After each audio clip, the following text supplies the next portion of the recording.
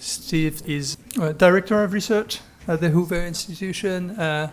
As you all know, he's particularly famous for his work with Altivanga on job flows, but he has an absolutely incredible broad range of interests. And this is the reason why he's going to talk on the very topic of the day, which is so the title has changed a little bit from what I have in my paper. So I give you the floor and you let us know what you're going to talk about exactly. Yes.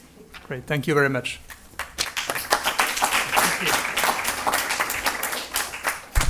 Thanks, everybody. It's great to be here, and thanks for having me. It was a pleasure to sit through the presentations earlier today. I will touch upon some of them in my remarks.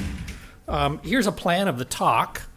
I want to talk about I'll just document some aspects of the big shift to work from home, where we are now, and highlight certain just descriptive aspects that are worthwhile.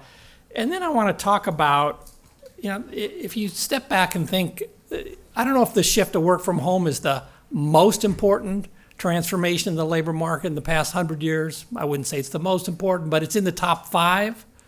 And what's extraordinary is how quickly it happened. I don't think there's been any shift in the way we work of that magnitude that has happened so quickly. And so I want to talk a little bit about that. And that's closely tied to why it will stick. I think the evidence is overwhelming at this point that the shift will stick, even though some people are still absorbing that evidence and haven't fully adapted their perceptions. And then I'm going to talk about selected implications and consequences. And I could multiply that list by 5, but then I'd have to talk 3 or 4 hours, and we don't have that much time. So I'll talk about a few aspects that I think are both important and in some cases interesting and not yet fully recognized. In other cases, understood, but I want to quantify them in certain ways. So let me start with an observation about, it's a basic observation that I won't try to explain in this talk, but I want you to have it in your heads because I'm going to talk a lot about the consequences of the shift to work from home. And it's important to understand while the shift has happened everywhere around the world, as near as we can tell, the magnitude of the shift to work from home is quite different across countries. And so this is work from home rates. I'll tell you how I measure that in a second, or what the concept is. Work from home rates across countries for college educated workers. So here I am relying on online surveys of people who participate in pre-recruited panels for research purposes. I focus on college educated workers in this chart for 2 reasons. One, work from home is concentrated among the college educated. And second, in some of these countries, it's challenging to use these online surveys to obtain a reasonably representative sample of less educated workers. So I've just got to punt on that. So the concept of work from home here, which I'll use in most of the survey data I'll present, but not necessarily the non-survey data. The concept here is full paid work from home days as either a number, this is the number per week, or a share of all paid work days. And full here means you worked at least 6 hours, either in home or could be a coffee shop, some other remote location. Okay? As we've already seen today, there are many ways to measure work from home. We select this one because it has an obvious close link to commuting. If you're working 6 hours or more in a single work day from home or another remote location, you're probably not commuting to your employer's work site on that day. So that's the measure. What you can see here is big variations across countries. There is a pattern here. Work from home rates are highest in the Anglosphere, lowest in Asia. Europe and Latin America are in between. Okay? Second point I want you to understand, things haven't really changed all that much at the aggregate level since early 2023 in the extent of work from home. Okay? There's lots of changes within, across organizations and so on. Some are increasing the extent of their work from home, others are decreasing it. But at the overall global level, and I'll show you US data in a minute, things have stabilized since early 2023 from the pandemic peaks. Here's a chart, same work from home concept, not just college educated workers now. This is basically anybody who has earnings of $10,000 or more a year. And again, percentage of paid days work from home. And it's settled down to something like 25, 29% in the United States since early 2023. Work from home rates they differ a lot across sectors. You already have some sense of this, but it's useful to look at the numbers. In some sectors, the frontline workers do jobs that don't really lend themselves to remote work. There might still be some back office people, people doing accounting, bookkeeping, HR, and so on, who are working remotely. Other sectors, finance, insurance, business services, information, have many jobs that are remote suitable and tend to have large remote work rates. Now, earlier in the talk that Tomas gave, there was a lot of attention to the distinction between jobs that are feasible to work remotely and the actual extent of remote work. This picture is making that point in a very different way. It's a little complicated, so let me just walk you through one of these charts and what we have here. And here I've switched now. I'm not using survey data. I'm instead using job vacancy postings from a company that gets very close to the universe of job vacancy postings. So what we've got here, I'm taking within each industry, I'm taking all firms that had at least 50 postings from January 2023 to May 2024. Okay, and then for each one of those firms, I'm computing the mean rate of work from home on offer in their job postings during that period. Okay, so I get that from a machine learning algorithm applied to the text of the job posting itself. Okay, so, and then for every firm in a given industry sector, I've got the mean work from home rate on offer. These are new jobs, obviously, because they're job postings. And I'm showing you in then a box plot of those firm specific means. So finance and insurance. So if you see if I got a pointer here, no. If you look at the rightmost point, the rightmost vertical line for the fire and insurance, so that's the 90th percentile of firm level rates of work from home on offer. So what that happens to be about 90 on the vertical scale. So what that says is 1/10 of the firms in this sector are offering work from home for almost all of their jobs. And then if I look at the other extreme, you can see that the 10th percentile within the industry of work from home rates on offers, 0 or close to 0. So there's an enormous variation within an industry sector, at least within this industry sector, in the extent to which the firm is offering work from home options in its job postings. Okay, that's the central point. Now, you might say, well, these firms could differ a lot in their mix of their jobs they have. I've redone this chart controlling for differences across firms and the occupational distribution of their job postings. It looks almost the same. So that's not the answer. So I think what the answer is here, and there's lots of other evidence to support this, is within industries where many jobs are remote suitable, firms are positioning themselves very differently on the spectrum of how many of their jobs they actually allow to work remotely. Elon Musk is a famous example of somebody who's opposed to work from home and basically, doesn't think anybody in the companies he owns should work remotely. And he makes a few exceptions, but not many.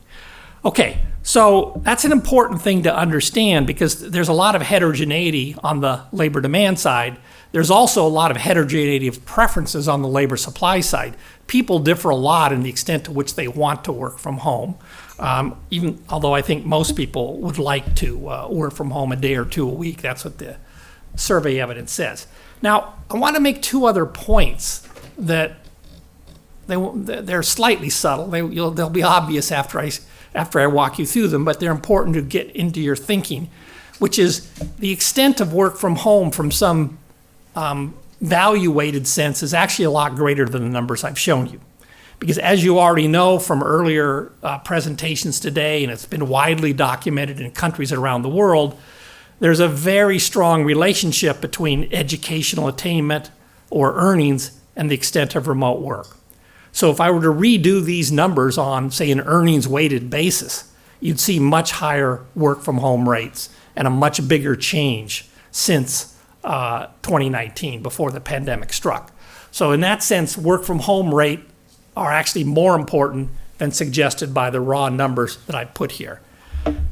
That's point one. Point two is the way we actually work and engage coworkers, customers, clients, suppliers, and so on has changed much more than the rise in the work-from-home rate itself. Now, I'll walk you through a simple example that makes that point starkly, and then I'll show you some evidence. So think about a 5-person work team. This is just an example to make the point clearly, and I've constructed the example to make the point as starkly as possible. So this is a 5-person work team. Before the pandemic, everybody's on site all the time. All the meetings are fully on site. After the pandemic, everybody works from home 1 day a week. And suppose they each work from home a different day of the week. Then every meeting, by given the way I've structured this example, every work meeting has one that involves the whole team, has one remote worker, one remote participant, I should say. So in this little example, the work from home rate goes from 0 to 20%. The share of team-wide meetings that involve everyone on site in the same physical location goes from 100% to 0%. Okay, so the example, that's just the example to make the point starkly. Now, what's actually happened, I know of no survey or other evidence that allows me to quantify for a reasonably comprehensive set of people what the fraction of work meetings before the pandemic took place with at least one remote participant. I don't know what that number is, but it was low, given how low the work from home rates. But we did ask a question in our survey of working arrangements and attitudes. We basically asked for each worker to tell us for a randomly selected meeting over the course of the previous workday. Was that entirely in person? Was it entirely remote? Was it a mix? And the basic answer that came out of that is that, and this is as of early 2024, 40% of work-related meetings in the United States involve at least one remote participant. And in some of the sectors, like the ones that have high work-from-home rates, it's going to be much higher than that. So you should understand that the shift in the extent of remote work understates the earnings-weighted shift, and it also really understates the extent that things have changed in how we work. We're engaging each other in work-related activities in a remote manner at a much higher rate than we did before the pandemic. Okay, so how did the pandemic instigate a lasting shift in work from home? This is a story with multiple elements. I'll just talk about number 1 and number 6 in my remarks today. I have evidence on all of these elements. They all played some role. I want to talk about 6 because I've got some new evidence that I think is interesting to look at. I want to talk about 1 because it gets back to this, the extraordinary abruptness with which this major transformation in how we work took place. And the story is basically the following. There was mass experimentation compelled by the pandemic experience. That led to a lot of learning and revision of prior views about the feasibility, attractiveness, desirability, productivity of work from home. And the revisions of prior views led to re-optimization of working arrangements.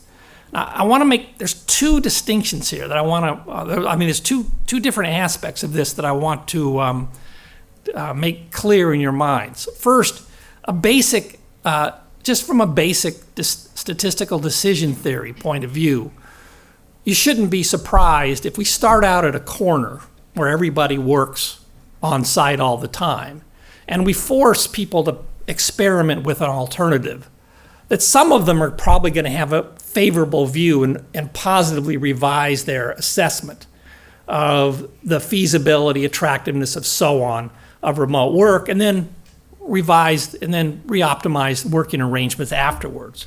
That is a big part of what happened. So if I told you that there's this fabulous restaurant, and it's about 6 or 7 kilometers away, and I really want you all to try it. The only thing is we all got to walk, and it's hot outside and everything. I say, no thanks. That's the cost of trying this new restaurant is too high. Nonetheless, if I somehow compelled you all to do it, a few of you would probably say, this restaurant is so great, I'm going to keep going back. That's a basic element of statistical decision theory. But that's not the whole story. It turns out, I'm going to show you evidence of this, prior views on the feasibility and attractiveness of remote work were systematically wrong. And basically people underestimated the feasibility, attractiveness, productivity consequences of remote work. And that played a big role in the re-optimization of working arrangements. So here's a statement. This is from the CEO of Morgan Stanley in 2020. And I won't read the statement to you, you can read it, but it basically captures the rational reluctance to engage in costly experimentation. So nothing irrational here. You don't want to try something that is costly to try, and it was certainly costly for organizations to abruptly shift to a remote work mode, especially when it might not work. But if you are compelled to try it, you learn something by that, and you might revise your behavior afterwards. So, evidence. In the survey of working arrangements and attitudes in the US, and we asked people starting in July 2020 and continuing through March 2021, remember this is shortly after many of these people had suddenly worked remotely for the first time under conditions of compulsory experimentation. Relative to your expectations, how has work from home turned out? And this is a question we ask them about productivity in particular. So we're not asking them how productive they are in remote work. We're asking them how productive they were working remotely relative to their prior expectations. Okay? And some people were surprised to the upside, some people were surprised to the downside. There's two things here for 2 points. One, there's the dispersion. Okay, so again, back to my point about basic statistical decision theory would tell you if you get a dispersion of outcomes, some people will revise their behavior. But you can also see that there's a asymmetric distribution here around the zero. People, zero being things worked out about the way they thought. For a lot of people, things worked out much better than they thought. Now, you might say, this is just self-assessments of people's own experiences working remotely. Should I really trust these data? Does it really tell me anything informative? Well, here is the relationship, and I'm going to focus your attention on the red dots here. Here's the relationship between the worker's self-assessment of how well, of essentially the surprise element of work from home on productivity, and what their managers have told them they will be doing in terms of working arrangements after the pandemic's over. And there's a very strong positive upward relationship. Those workers who had the most positive self-assessments, I want to be careful, those workers had the biggest positive surprises in the productivity associated with work from home are the same ones that their managers tell them will be working from home later. And you want to look at the vertical scale here. The slope is big. Okay? So we were so struck by this that we decided to roll out the same kinds of things across countries around the world. So we did this somewhat later. So now this is mid 2021 and early 2022, 27 countries. This is the average distribution of these surprises, self-assessed surprises. Okay, and then these work from home productivity surprises are positive on average in every country. Okay, so that's the systematic. I don't want to say bias isn't quite the right word, because you have some prior distribution, you've never tried this before, you don't know how it would work. People just had incorrect prior distributions at the mean. And again, looking across these countries, this is the average across countries, but this pattern shows up in every single country. All 27 countries have this pattern that managers' plans for how much people will work from home are strongly related to the magnitude of the workers' self-assessment of their surprise. Okay? So, a big part then, in my view, of what triggered the lasting shift to work from home is systematically incorrect priors that were revised that led to a change in behavior. And I want to stress, this is not the standard multiple equilibrium story. It's not a story that appeals to coordination externalities or agglomeration economies that can generate effects like this as well. And I'm not saying those effects weren't in play. I think the coordination externalities did play some role in amplifying the initial shift. But I'm emphasizing this because it's so distinctive and it's so unusual relative to the way economists usually think about things. The only other documented example of this that I know of is a paper by Larcombe, if I pronounce it correctly, and others in the QJE, that shows strikes in the London Underground that compelled people to try different routes on the underground system, led to persistent changes in behavior because they revised their perceptions of what was their optimal route. And there's more to their study than that. But that's the only other study I know that basically says compelled experimentation led to systematic changes in behavior afterwards. Okay, so here's the kind of the summary then that I've given of this first element in the explanation and of how it is that the pandemic instigated such an abrupt shift and why it lasted. So it's the mass compulsory experiment. The mass experimentation generated new information about the feasibility and productivity of work from home, and that shift in perceptions drove a reoptimization. Now, there were also preconditions in place. I think it's pretty clear that if the same pandemic had hit 20 years earlier, you would not have had the same shock. There were a whole bunch of things, we heard a little bit of that discussion earlier today, high-speed internet access, tools that were suitable for remote work and so on. Those preconditions weren't in place 20 years earlier.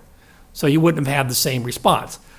You wouldn't have had the same response 20 years later because we were on a path already, and we saw evidence of this today, towards more work from home. So probably my preferred interpretation of what happened is the pandemic essentially brought forward by 20 years or so what eventually would have happened anyway. Okay, but that's an interesting example at a macro level of history dependence in the way we work and of course the way we live. I'm going to skip this in the interest of time. There's basically, it walks you through a simple example. You can read these slides, these 3 pages later if you want. They make a simple point that this kind of forced experimentation that leads to a lasting shift to work from home, that can lead to an increase or a decrease in productivity. And so I want to put that point on the table. The mere fact that you've experimented and decided there's a better way to do things does not by itself imply that productivity went up. And the reason is because you got to think about the amenity value effects that are in play as well. So we can come back to that in a discussion if you'd like. There's an example to make the point, and then if you really want to see this, kind of taken in a serious way, there's a very detailed model in my paper with Barrero and Bloom on why working from home will stick. The detailed one's in the version of the paper that hasn't yet come out, the revised version that we haven't yet released. But there's a very detailed model in which we take this point seriously, the amenity values, the revision and assessments of what works and what doesn't, rich specification of productivity functions. You know, and our best estimate from a calibrated version of that model is the shift to work from home led to, on net, a modest increase in productivity just from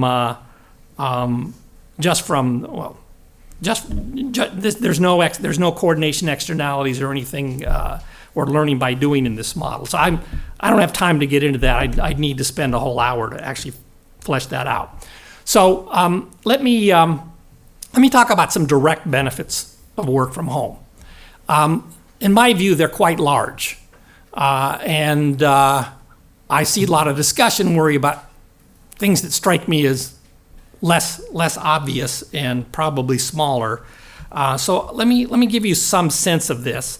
So, you know, most workers, according to survey data, they like to work from home part of the week, and let's think about why. And I'll show you evidence on many of these. Saves on time and money costs of commuting and grooming. There's increased flexibility in time use over the day. There's greater personal autonomy. There's a relaxation of locational constraints. And for some people, work from home is complementary with caregiving activities in the home or near the home. So first key point, these benefits are untaxed job amenities, or they involve after-tax cost savings. The reason I stress this point is that means that labor income tax rates encourage substitution to work from home on the margin. And higher labor tax rates do that more so. So it's important to understand this, and you know, as you think about why workers like to work from home, well, the commute time savings is an untaxed form of savings. If you take that same hour and apply it to your job and get paid, that's taxed. And so this matters. So when asked directly, people place a high value on the option to work from home. This is directly from survey data. There's quite a wide range here of people's views. The question here is particularly given how much would you be willing to give up in your pay, or how much, you know, what's the pay equivalent of the option to work from home 2 or 3%, 2 or 3 days a week. These numbers are expressed as a percent of current pay. These are U.S. workers, again, the Survey of Working Arrangements and Attitudes. We've repeated this in the Global Survey of Working Arrangements and Attitudes. You get similar patterns, somewhat smaller on average outside the U.S. than in the U.S. And this is similar to studies that try to look at this in experimental settings for much more narrowly defined groups of workers. There are many systematic aspects of the structure of preferences over work from home. I'll just mention one right now because I think it's interesting, but it's also pervasive across countries. And that is people with children, children here means I think under 14 in the house, kids under 14 in the household. People with children express a greater willingness to pay for the option to work from home. That's true for men and women. It's almost equally true for men and women. It's true in almost every country that we've surveyed. And the differences are non-trivial. So what this tells you is that people with children, young children, are going to select into systematically jobs that have remote, and companies that have remote work options. And you see that in the data. I didn't put it in the data here, but conditional on a whole bunch of other stuff. People in their 30s and 40s tend to work from home at higher rates, and it's mainly because that's when they have young kids. Now, you might be skeptical of this picture here, or the 8% mean that comes out of this. So let me break it down into a few pieces, and I want to start with just the value of the simple savings in commute time, and it's worthwhile to focus on the value of commute time savings for a few reasons. First, it's probably the most obvious worker benefit of working from home. You save time and money costs of commuting.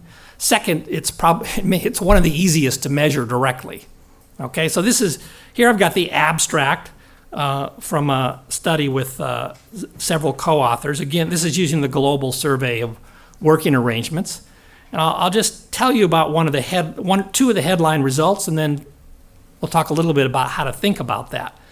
So according to our data, on average across these 27 countries, and this is the extent of work from home as of 2023, so we think of this as close to a steady state, there's a savings in commute time of about 1 hour per worker per week. And this is the average over everybody, including those who don't work from home at all, okay? And obviously that number differs across countries, but I want some number to go forward with. So think about 1 hour per week per worker. That's the savings in commute time. And I'll put a value on that shortly. I also want to make the point, though, about what workers say they do with that extra time. They say they put about 40% of it back into their job, okay?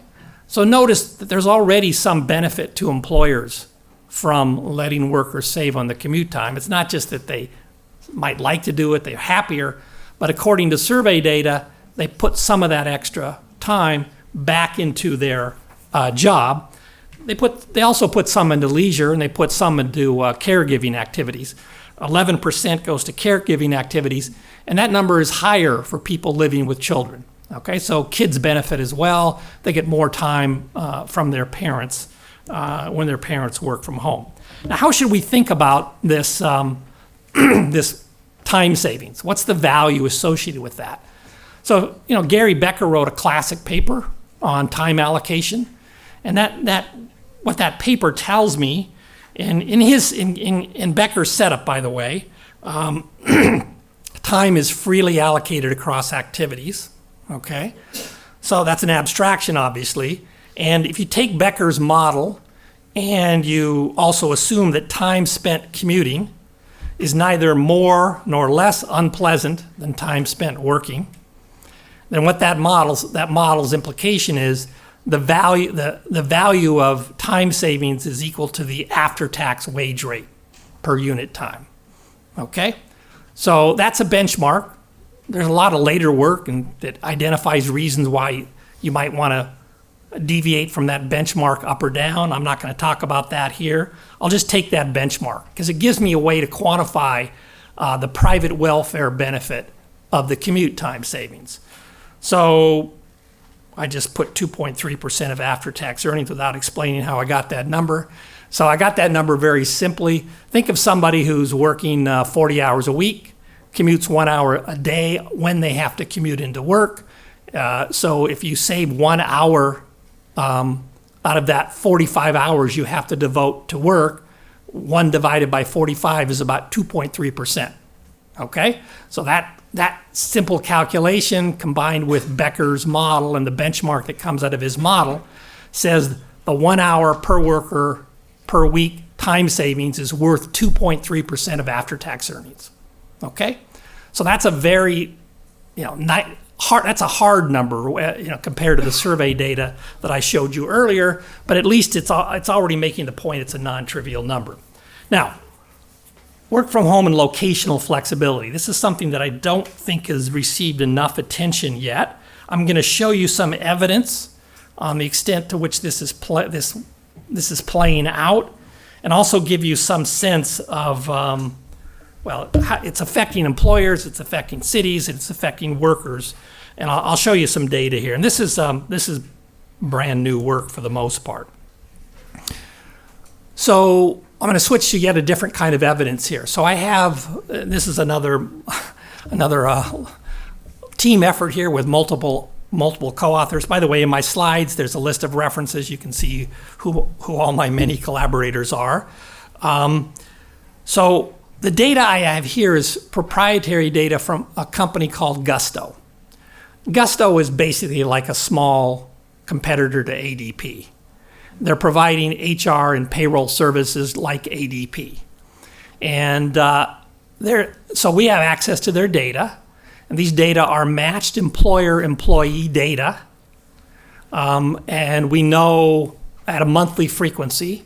So we have longitudinal matched employer-employee data. These data have some great strengths and also some limitations. So what are the strengths? For my present purposes, we know we have limited demographic information on these people. We know their sex, age, earnings, industry. But We also know the zip code centroid of their residence and the zip code centroid of their employer's worksite. Okay? That means we can construct high quality data at the individual level for the distance between where you live and where your employer's worksite is. Okay? So I'm exploiting that data in this picture here, and on the vertical scale, I've got the percentage of employees that live more than 50 miles from their employer's worksite. And by the way, here I'm going to look at a balanced panel of employers that operated continuously from 2018 January to 2023 December. So I'm looking at a balanced panel so that I can be confident that it's not shifts in the mix of Gusto's client base that is driving the results. We make an effort to reweight these data so that they're representative, but you know they're still. I don't want to claim too much about the representativeness of these data, but they're nonetheless quite useful. So the black line here is showing you the percentage of employees living more than 50 miles away from their employer's worksite. Before the pandemic, that's about 1%.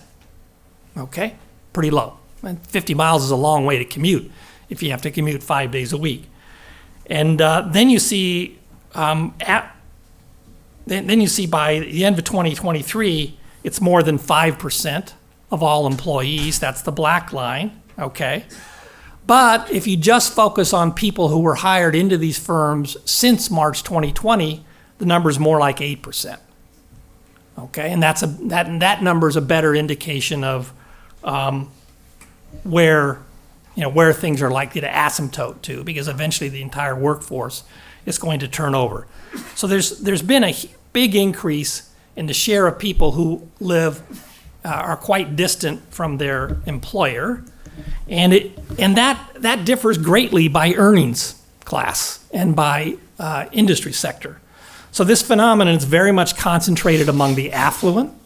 So if you look at people who are earning $250,000 or more a year, then you've got, it's more like 16% of all employees in this balanced panel of employers are living more than 50 miles away. And while I don't show you here, if I were to show you the set of people who have been hired into those jobs since March 2020, it would be higher yet. And then in some sectors, like the information sector, it's like 30%. Okay? So there's really a large share of these workers in some of these firms that are living quite a ways from their employer. Now, let me talk about some of how that's played out. First, so this is using the same data. I'm no longer restricting myself to the balanced panel of employers. I'm now looking at all what I call continuing employees. Continuing employee here means anyone who worked for the same firm from 1 December to the next December. Okay? Why am I doing that? Because I want to continue to follow them as they possibly move across states or across local areas within a state. And I can only do that if they stay in the Gusto universe. Okay? And if they leave their employer, they're no longer in the Gusto universe. So what you see in this, and then I've got different earnings bins. So I'm doing something very simple here. I'm just looking at everybody who changes their state residence but stays with the same employer, same firm, okay? From 1 December to the next, I'm asking, is there any systematic relationship between to the tax rate in the state, at the top tax rate, okay? And you can see before the pandemic hit, the answer is no, although there seems to be something going on in 2019. And then look at the data in 2020. And you can see there's a big outmigration from high tax states to low tax states on net in 2020, and it's concentrated among the affluent. And that continues in some, it's essentially as strong in 2021, and it continues in 2022 and 2023. So there's been an outmigration of people. They have newfound flexibility in where they live in relationship to where they work, and some of them are taking advantage of that to move to states with lower tax rates. Same thing's playing out with respect to housing costs. Okay, so now I'm looking at anybody who lives in a different zip code from December to December. And then I'm asking, okay, on average, where did these people move when they switched zip codes?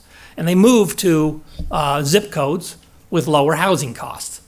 Now, these effects are actually huge for the people who move. So let me show you that. Or maybe I'll just summarize it at first before I do that. So let me zero in on people who were earning at least $250,000 a year.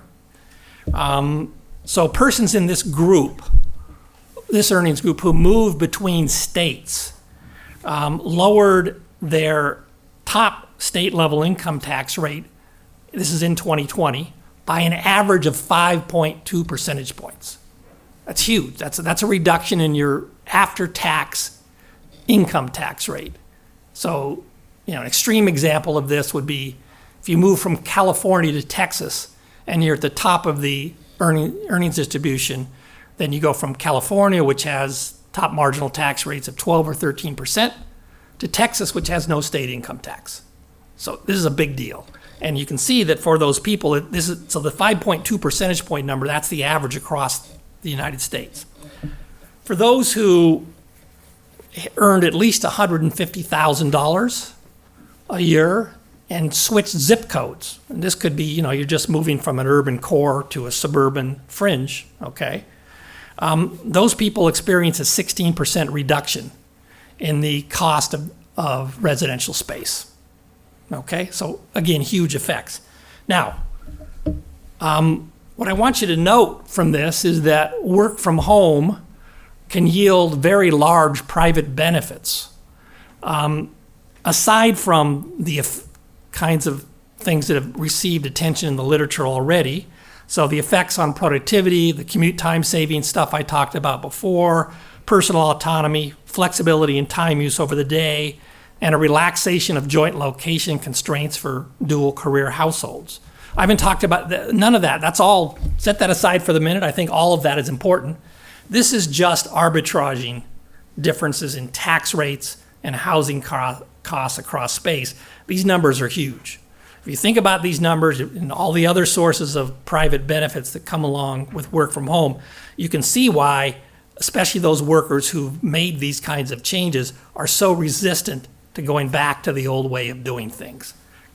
Okay, so these are just showing you the things by time period, so you can see the effects are concentrated in 2020 and 2021, but they're continuing to play out over time, and they haven't fully played out by the end of our sample period, either with respect to arbitraging tax rate differences across states or with respect to arbitraging differences in housing costs across local housing markets.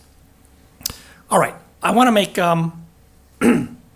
one more point here. I've already shown you this. Remember this point. I want to the workforce for each individual, for each employer, is spreading out geographically. That's what this is saying. It's also saying that that process is still unfolding. Okay, we haven't asymptoted to the top blue curve yet. That's going to take many years. So the average firm's workforce is spreading out over space, okay? But that's one thing that's going on. The other thing that's happening at the same time is, and I'll just tell you in words what this picture says before I describe it, because again, it's a little complicated. Those people who live far from their employer's work site, there's more activity on the recruitment margin, the new hires margin, and on the separations margin for distant employees. Okay, that's what this picture is saying. Okay, now what am I actually physically showing you here? This is a non-parametric depiction of the contemporaneous relationship between how rapidly the firm is growing or shrinking along the horizontal scale and the gross hiring and separation rates on the vertical scale. Okay, so this is it's a very it's a totally non-parametric representation. I've got millions of observations here, So I'm not showing you any standard errors because they're like microscopic. So this is literally the distribution of how gross separation rates to the left of 0, and then the gross separation rates are the blue curve, and the gross hiring rates the red or maroon brown curve. And the thing that you see here is the FAR employees have a steeper, the light blue curve, the lightly colored curve is steeper to both sides of 0. So what is that telling me? That telling, as the employer, on the right, to the right of 0, it says as the firm grows more rapidly, it does increasing amounts of its gross hiring from distant employees. Makes perfect sense if you think about it. If you have to expand quickly and your local labor market doesn't accommodate that, what do? You expand the geographic reach of your recruiting. That's what's happening. On the left, what it says, as firms shrink more rapidly, the separation rates are rising more rapidly for those employees who live far away than those who live closely. One last thing on this. You might worry, I certainly did, that the picture to the left is driven by the fact that the FAR employees have lower tenure on average. So we can construct a different picture using the individual level data now. So I've got tens of millions of observations, but I'm going to do the same kind of non-parametric presentation of the data. I can control exhaustively for tenure by 1 month bins, as well as control for other things, other observable characteristics of workers. When you do all that, you still find that more distant employees are more likely to separate from the firm than less distant employees. And moreover, that becomes increasingly true the more rapidly the employer shrinks. So I summarize this. This is from Valerie Ramey, saw this picture and she said, oh, it's far out, first out.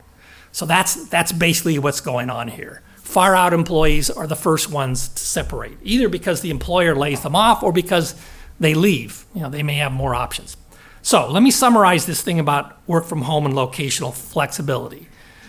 So work from home relaxes locational constraints for workers, families, and employers.